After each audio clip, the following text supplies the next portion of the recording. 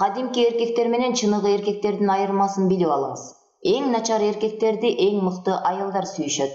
Аялдарды колжоолуктай алмаштырдым деп ойлогон эркек терең жаңылышат. Дал ошол эркек аялдардын колунан өтүп жүргөн колжоолук.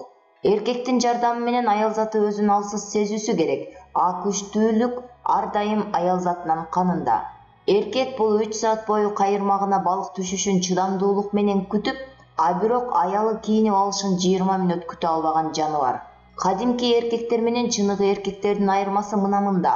Алардын биринчисинен башыбыз ооруса, экинчисинен башыбыз айланат. Эркекке аял менен барлашуу үчүн 3 эле сөз жетет.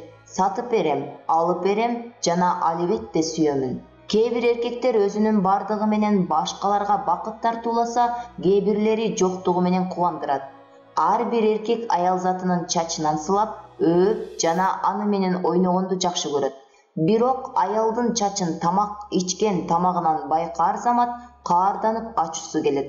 Эгерде эркек аялды төшөккө сүйрөгүсү келип, ал үчүн ар кандай зулумдукка барууга даяр болсо, ал эркекти ага турмушка чыгууну чечкен аял басып өтөт. Эркектин жашоосу шахматка окшош. Кара чач, сары чач, кара чач, сары чач. Аялдардын жашоосу зоопаркка окшош. Теке, койөнек, эшек, маймыл. Эркек адегенде кыялдарын, андан кийин тиштерин, андан кийин гана акылын жоготот. Эркектин кандай экендигин билүү үчүн адегенде аны менен ажырашуу керек. Эркек эч качан аял ал тууралуу чындыгында эле эмне деп ойлооруна ишенбейт. Карышкырды канчалык бакпа, баары бир токойду карайт. Эркекти канчалык караба, баары бир башка аялга умтулат. Эгерде эркек аялга машиненин эшигин ачса, экинин бири же машинеси, же аялы жаңы. Эркек сүт сыяктуу. Аны кайнатканда көз айырбай карап туруш керек.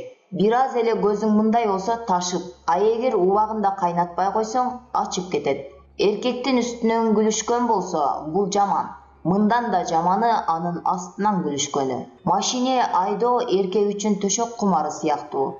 Алардын ар бири машинени мен гана эң мыкты айдайм деп ойлошот. Чыныгы эркек тууралуу жомокту күйөөлөрүн коркутуу үчүн аялдар ойлоп табышкан. Чыныгы эркек үй тапичкесиндей ыңгайлуу жана жоопкердин ботинкесиндей ишенимдүү болушу керек. Автор Назгүл Осмонова. Булак Назар Ньюс KG.